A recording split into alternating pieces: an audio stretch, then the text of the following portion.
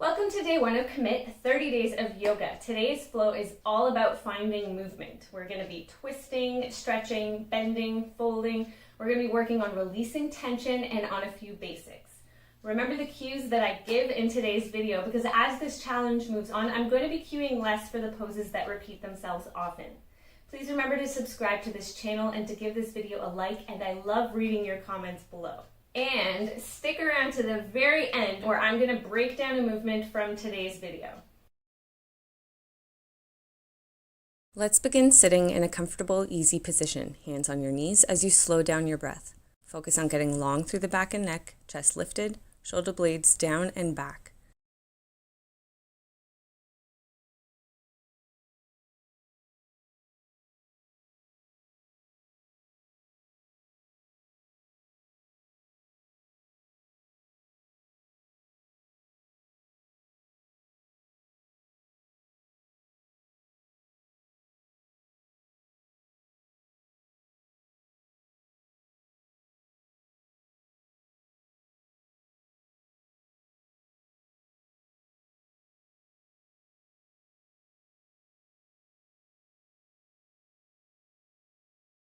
Next, hand down to the right, side bend, taking the left arm up and over.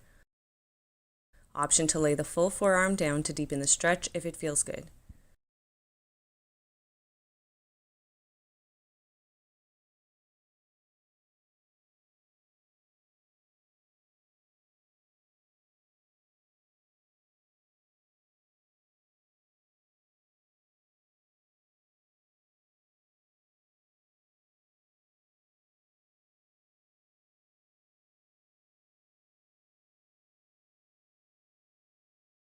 Over to the left side.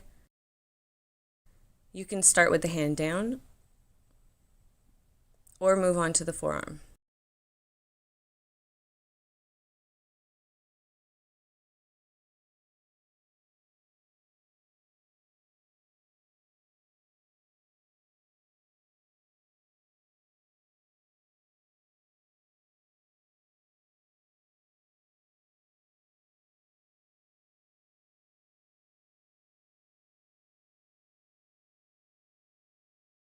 To seated, switch your leg's position, bringing the opposite leg to the front.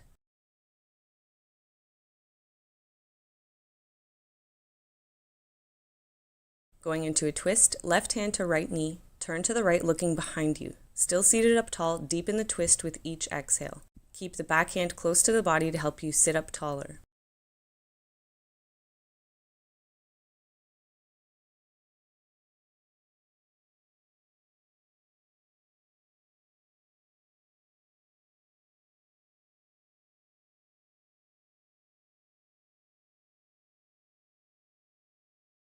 Release and repeat on the opposite side.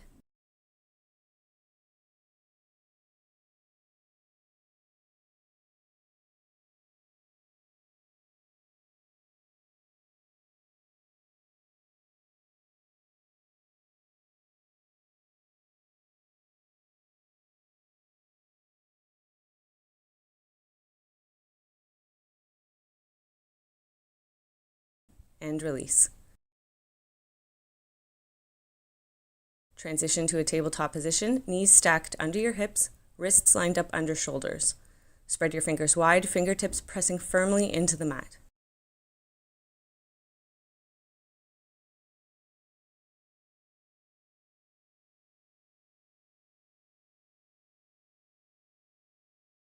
Exhale and press down as you round out your back in a cat pose.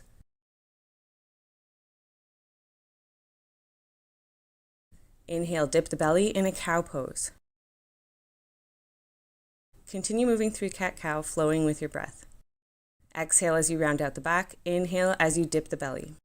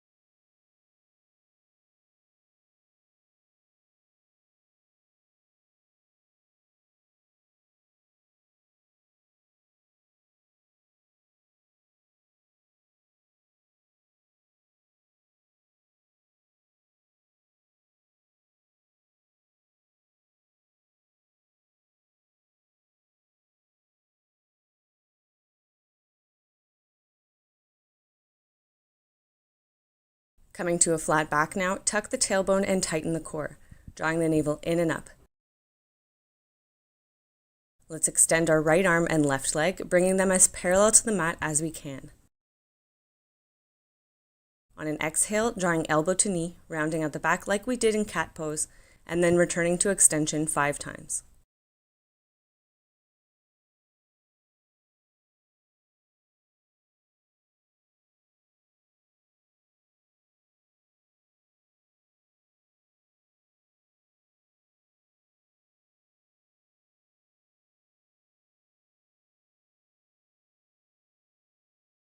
Last one, return to tabletop position, flat back.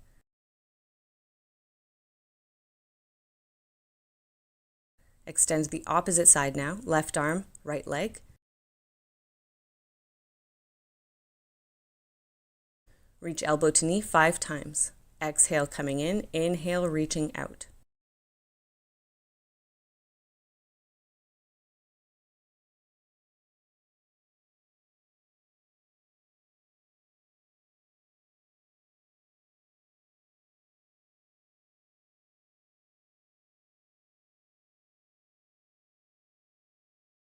Last one, return to tabletop position. Curl your toes under, and with control, lift your hips to a downward facing dog.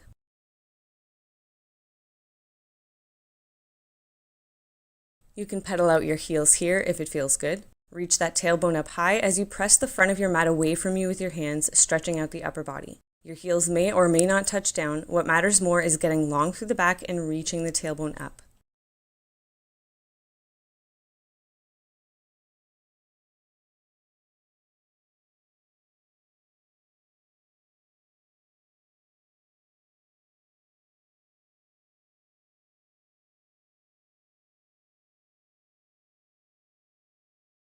Gazing towards your hands, slowly walk up to the top of your mat to a forward fold, bending the knees as much as you like here. You can hug your elbows and allow the weight of your body to hang down, or keep your hands down on the mat, whatever you like best. If you're hugging your elbows and ragdoll, you might find a little sway from side to side.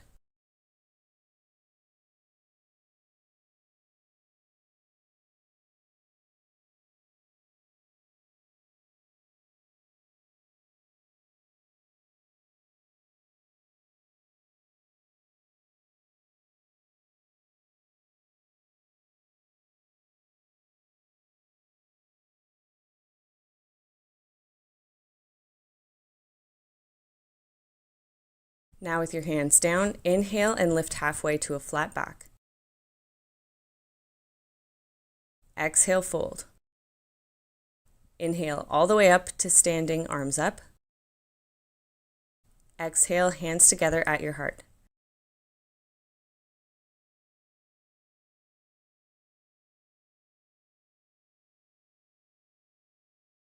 Inhale to upward salute, hands and gaze up, small back bend. Exhale, forward fold. Inhale, halfway lift. Exhale, fold. Inhale all the way up. Exhale, hands to heart in mountain pose.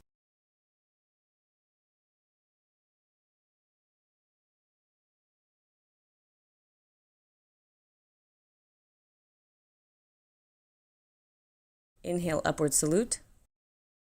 Exhale, fold, hands down. Step the feet back to a high plank position. Fingers spread wide, fingertips digging down. With your elbows tucked in firmly at your sides, slowly lower with as much control as possible all the way down to your belly.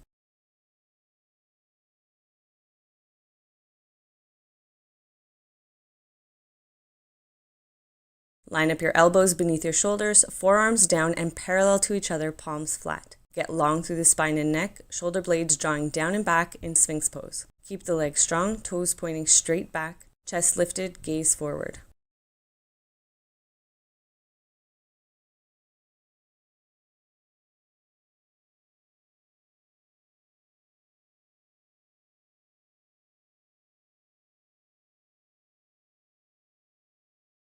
You can stay here in Sphinx pose or draw the hands back next to the shoulders or chest and press up to a baby cobra, still keeping the back long. Or if you can, straightening the arms to a full cobra pose, chest lifted, shoulders down and back. Aim for a continuous curve in the spine with no sharply curved sections pinching.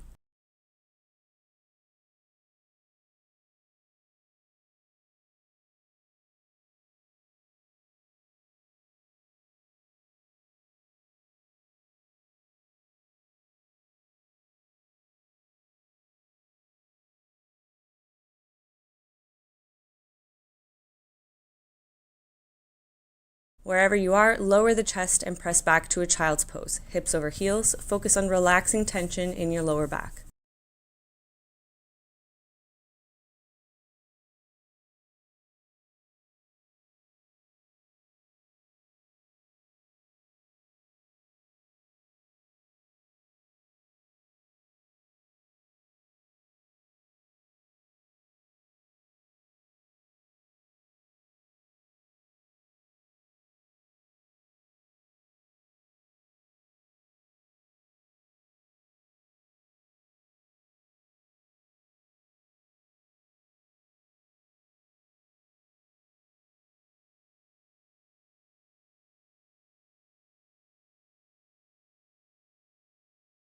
Make your way to a tabletop position, curl the toes under and lift to a downward facing dog.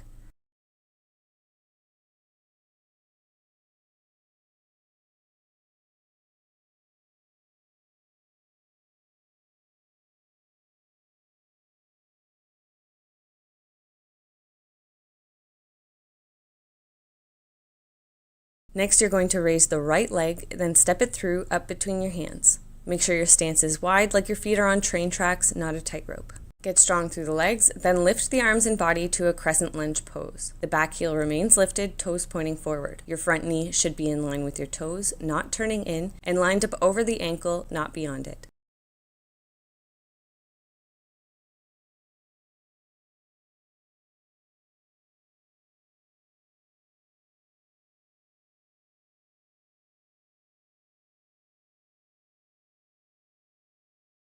Plant the back heel and draw it into a narrower stance, back toes slightly turned out, keeping the hips and shoulders square to the front of your mat as much as possible in a warrior one pose. Chest lifted, gaze up if you can.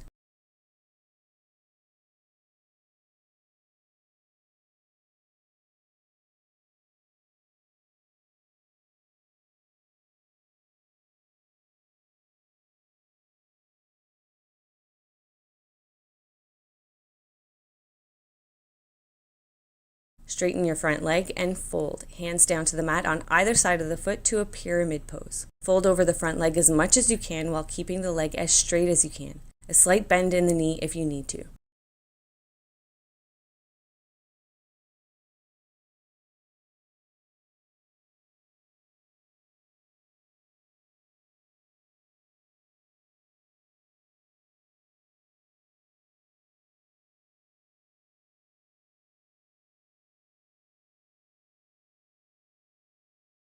Bend that front knee and step it back to a down dog.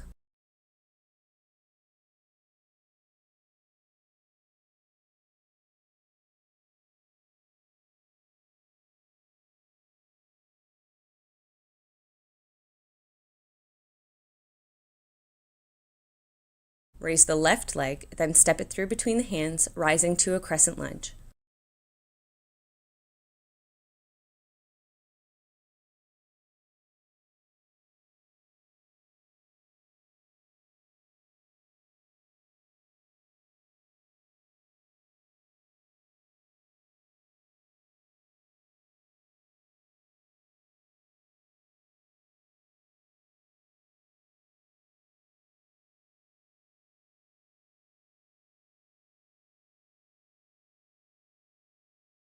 Lower the back heel, toes turn slightly out, shifting to a warrior one. Check to make sure your front knee is pointing straight ahead and not turning in.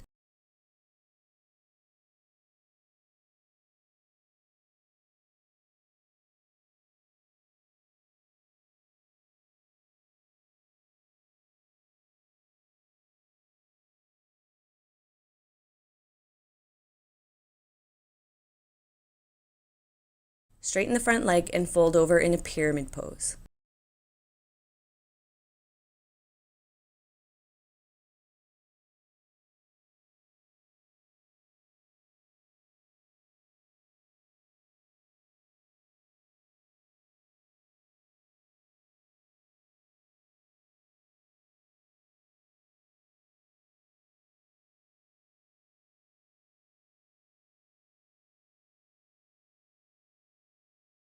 Bend the front knee and step it back to downward facing dog.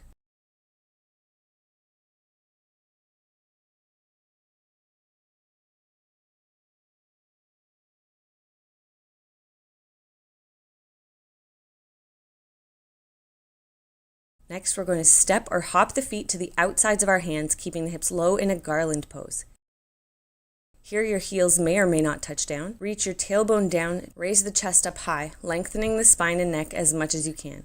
Draw the palms together in Anjali Mudra or prayer hands over your heart, pressing the elbows into the inner thighs, deepening the stretch. Gently press the legs back into the arms, creating resistance.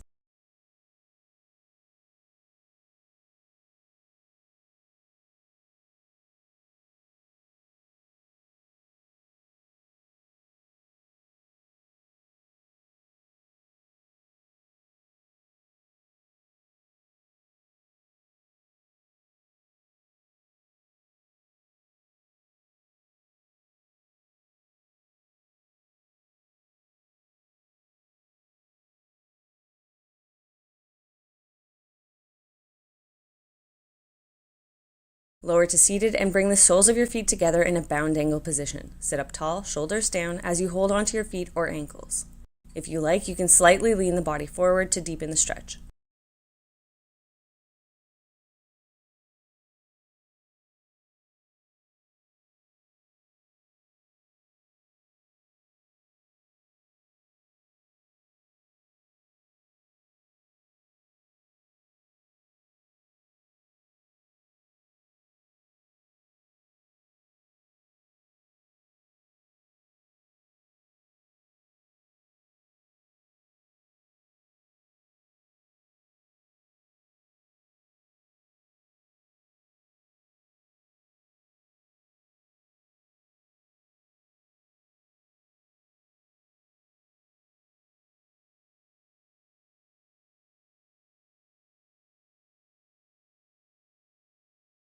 Release your legs straight ahead of you in a staff pose. Connect to your sit bones and sit up tall, hands down at your sides.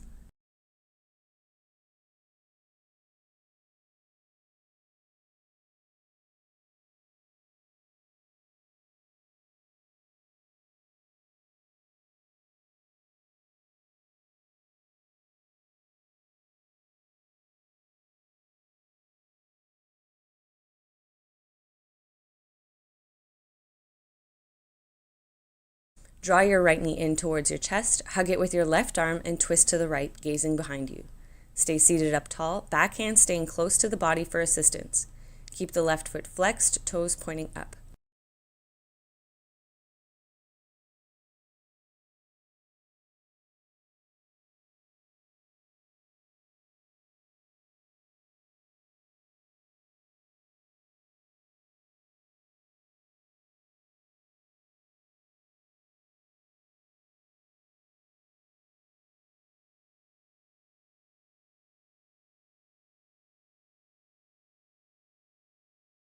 Release and repeat the twist on the left side.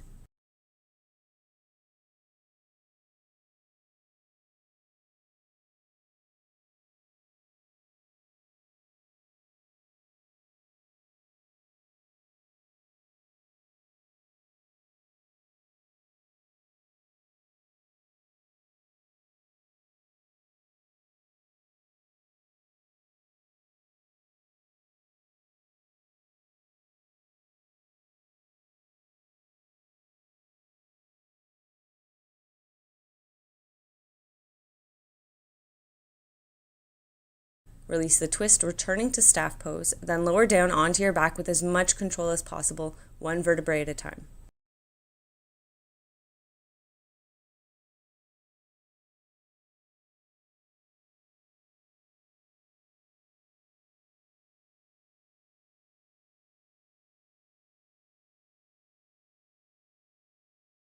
Hug your right knee to chest, keeping the left leg extended. If this is hard on your back, you can bend your left leg, pointing the knee up. To a half wind relieving pose, point the left toes and raise the heel, reaching long through the leg as you raise your head and shoulders, reaching your nose to knee.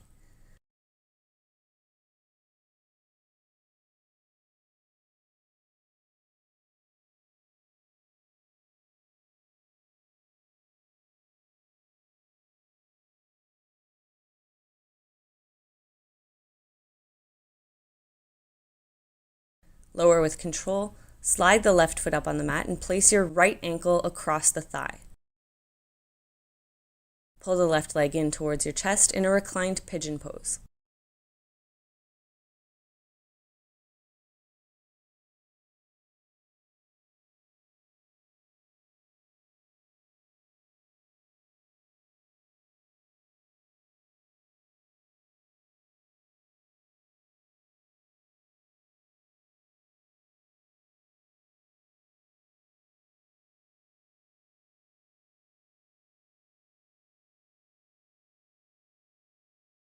Lower the left foot down and unravel, laying the right leg on the mat.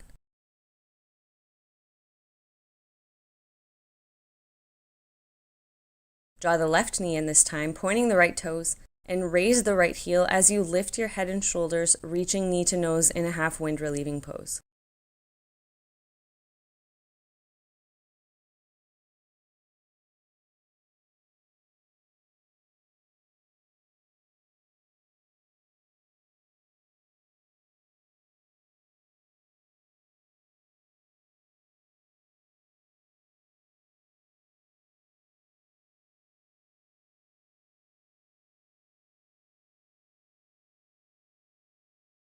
Lower down, slide the right foot up on the mat, place the left foot across the right leg, then draw the right leg into a reclined pigeon pose.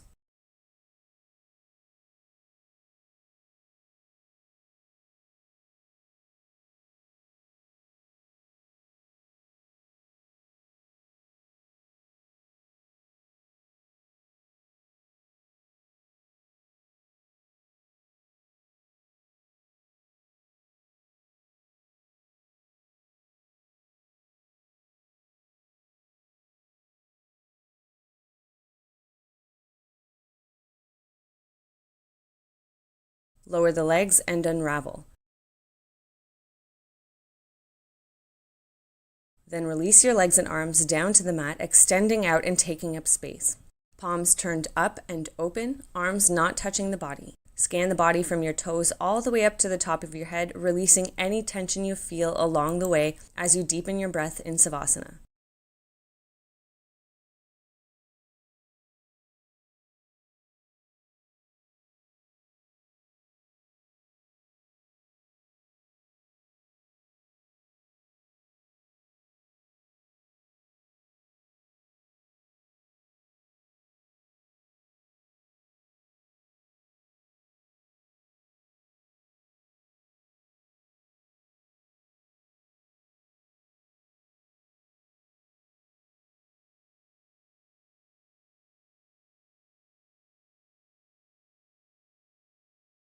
On an inhale, stretch your arms up overhead as you reach long through the toes, waking up the muscles.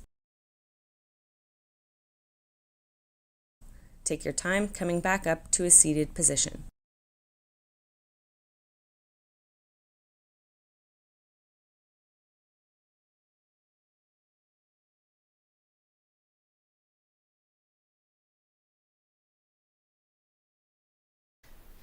I want to break down the movement of stepping through from downward facing dog, bringing the foot forward between the hands. There's a few different ways that we can get there, and there are a few things that you can do to make the movement a bit easier. So from downward facing dog, let's start first by not extending the leg and just stepping the foot through between the hands. Now, the first thing you want to do is, as you come forward, we're going to lean the whole body in and round out the shoulder blades just like when we're in cat pose. You're going to bring your knee as close to your chest as you can and then kick the leg forward, releasing the foot between the hands. So as you come forward, round out the shoulders. You see how I'm coming up onto my tippy toe. Bring the knee in and kick. Now, I don't know if you noticed that my palm lifted just a little bit, and that's because I'm a little bit shorter in the limbs, and that's actually something that we can do to make it easier. So I'm stepping the right foot through. Either my right hand or both hands can lift through the palms a little bit, just to give me that little extra bit of space that I might need. So watch my hands closely. And there was that little bit of lift. Now, if you're going from here and you find that very difficult, obviously the first thing that you can do is step partway up, grab the foot, bring it forward, palm down. That in itself can be a challenge, and it's going to take practice, but I promise it will get easier with time. Another thing that you can do from here to make it a little bit easier is step that right foot to the outside of the right hand. So stepping here, and then we're going to shimmy it in, just kind of walk it in and bring the hand to the outside. So I'll do that again. So coming forward just like we did the first time, step to the outside and shimmy it in. And then we're there. Now, from down dog, another way that you can get there is by extending the leg to three-legged dog. And then again, this might give you a little bit more lift and a little bit more momentum to step all the way through. So as I come forward, I often press all the way up onto my fingers and then step. And that's going to give me that space. I need that space here because I'm already resting on my knee. So it's going to be different for everybody, but that's a little tip. Don't be afraid to lift through the palms if it means your foot's going to step all the way through in that one go. So again, and then I can flatten. From here, you can do the same modification that I just showed you without the lift in the leg. You can step to the outside, shimmy it in. Or if we're just starting out, we're lacking that mobility, but we're gonna get there, you can step partway in and then up. Good. I promise with practice it does get easier, and it is such a great feeling when you finally get it. When we're stepping up only part way, we have that visual that we can use to measure our progress with. And that's always super encouraging and a really great tool for self-motivating.